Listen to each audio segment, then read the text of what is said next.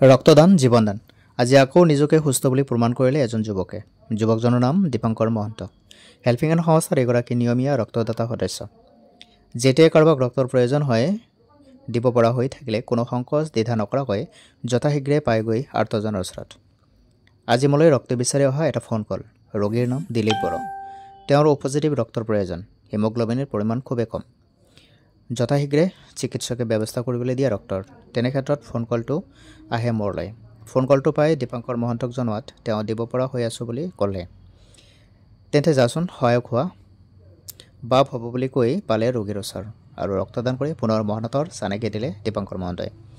মানৱ দৰদী মনৰ উদ্যমী যুৱক দীপঙ্কৰ মহন্তৰ সুস্বাস্থ্য আৰু দীৰ্ঘায়ু কামনা কৰিলোঁ হেল্পিং হেণ্ড এছ'চিয়েশ্যনৰ তৰফৰ পৰা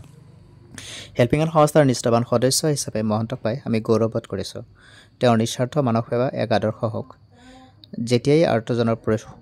কিবা এটা বিশেষ প্ৰয়োজন হয় তেতিয়াই আৰ্তজনৰ কাষত থিয় দি মানৱতাৰ উৎকৃষ্ট নিদৰ্শন দাঙি ধৰক জয়টো হেল্পিং হেণ্ড সংস্থা জয়টো দীপঙ্কৰ মহন্ত